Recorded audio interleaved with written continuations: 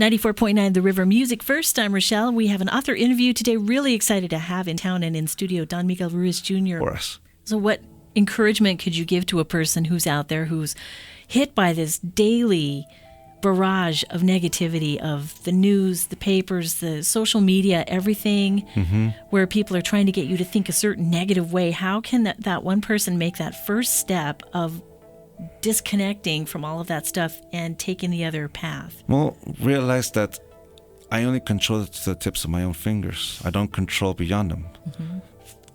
There's the expression that Woody Allen says, if you want to make God laugh, tell him your plans.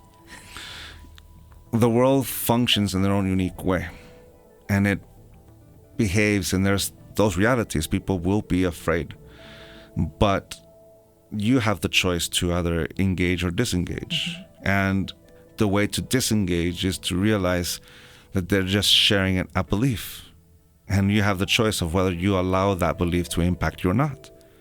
The image of Siddhartha, like since we're using diversity here, the army shoots arrows at Siddhartha and he turns them into roses because he says, I don't give permission to these arrows to hurt me, so I'm going to change it. We give permission to words to impact us because we have that power. Someone can say those things and we can either take it personally or not take it personally. So fear is in the same way. I can choose to continue to be impacting me, or I can choose, you know what, I'm not going to impact it. And how is that? I control my own will. I control what I choose to say yes and no to. And knowing that allows me to have that choice. The same energy I use to move my arms, to move my legs, is the same energy I use to create a thought. At the root of every belief I have in my belief system, there's a yes. Will I say yes to fear? And if I say no, then that fear won't give me any impact. And if I look back on my life and I see how many times I've let fear impact my life, then I forgive myself for ever allowing fear to do that.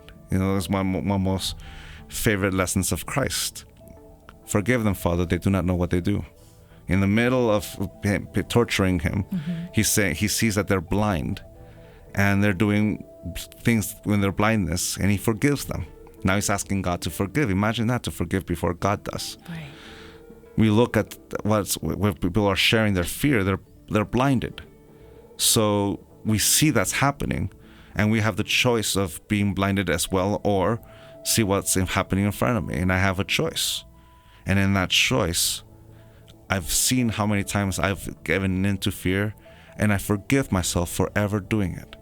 I forgive myself, but now, today I'm the youngest I will ever be. How do I want to live my life? Do I want to continue with that fear in my life, or do I want to begin to respect it? And that's beginning. We've been so conditioned to follow, and is that what you're sort of talking about when you mentioned domestication? Yeah. Domestication is a system of reward and punishment by which we model the behavior of an individual. If they live up to the expectation, they get the reward. And if they don't, they get the punishment. And since part of our perception is through our emotional being, this emotional body of ours, that reward feels like acceptance, which feels like love. And that punishment feels like rejection. The lack thereof of love is the way we've learned conditional love. And it's through domestication that we allow a belief to subjugate our will. We say no when we want to say yes, and we say yes when we want to say no, because we are afraid of our own rejection, of the own punishment, the judgment that comes with it. So we can say we begin to be afraid of the spur of our own judgment and the judgment of others.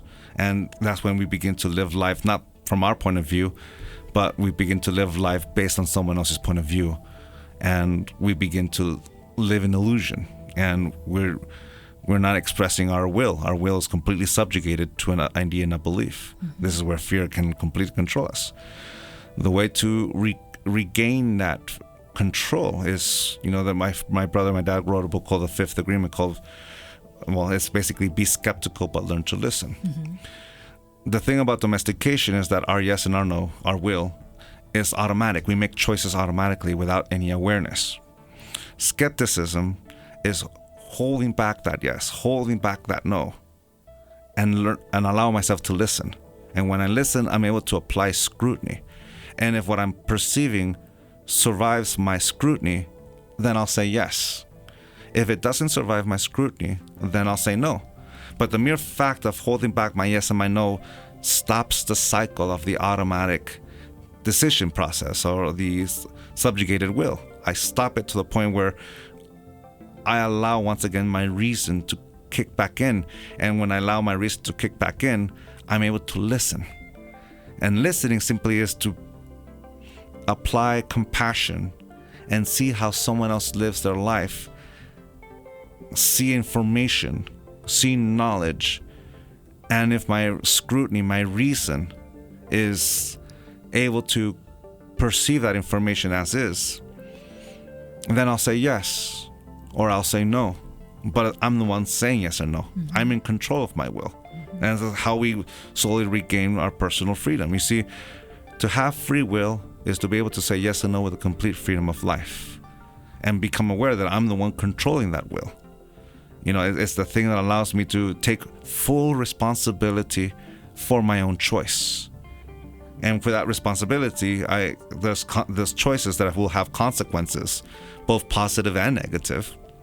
But I'm the one making the choices, and that's personal confidence. That's personal freedom to be able to say yes and no, because right now I'm the youngest I will ever be. I am the infinite possibility. I can go in any direction in life. All I have to do is say yes to one direction. Mm-hmm.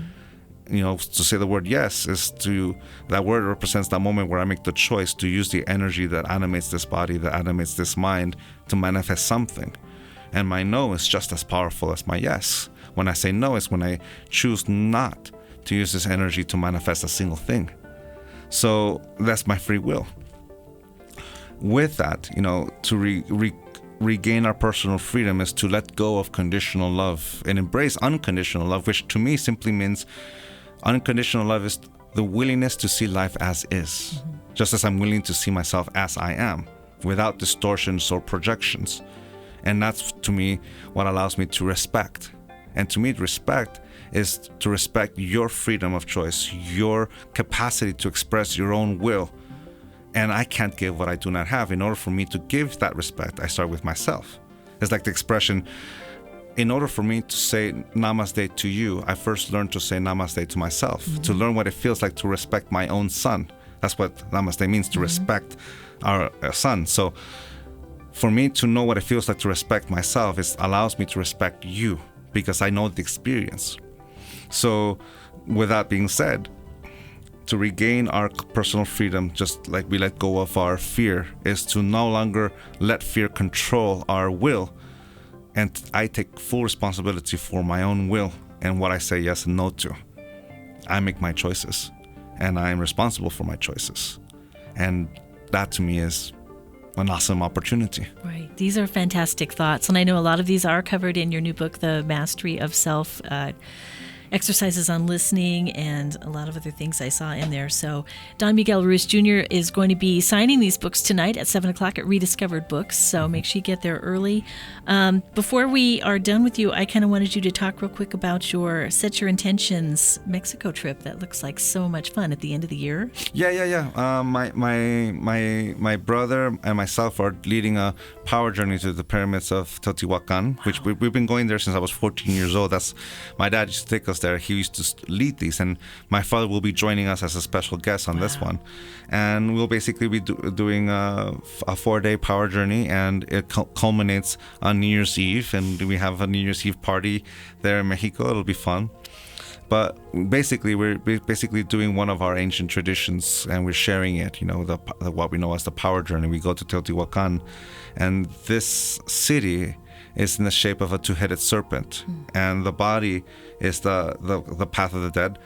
Simply means is that it shows you the trajectory of a human evolution from the moment of conception to the point where it engages the dream of the planet and how we come back to our own divinity. You know, I had a teacher once taught me, the key to enlightenment is effort. And let me add that to that. Effort, discipline is remembering to apply that effort every day. Just in the same way that we use the energy to move our legs, to move our arms, to create a thought.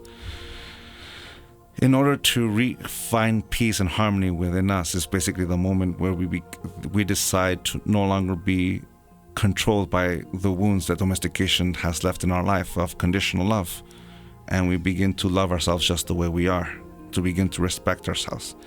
It's an inward journey to find harmony within ourselves, to begin to heal, and that allows me to heal the relationships I have with everyone else in my family, and my friends, and the people in my life.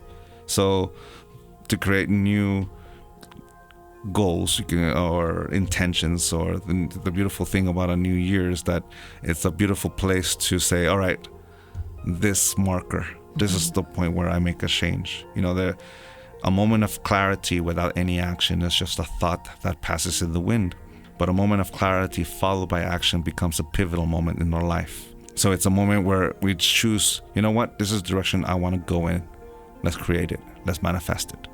And it's the moment where you can say we all have a choice, and we become aware that we have a choice. And to me, that's beauty. Fantastic. Tell us where we can find you on social media and websites. And are there discussion groups where people can get more into these ideas? Because the books just get you so excited. You want more. Well, my website is Miguel Ruiz Jr, JR.com, and my dad's is MiguelRuiz.com, and that's our home base, of course. So we are on social media, Instagram, Twitter is part of the whole reality nowadays. With groups, I think, I answer my own Facebook pages, and I answer the Instagram. So people send me messages through there. I rarely answer emails anymore, because it's kind of, with all the mail I also get, it's just kind of gets lost. So it's easier to find on Instagram and Facebook. But discussion groups, I think I've seen them pop up left and right, and it's awesome that people want us to share that.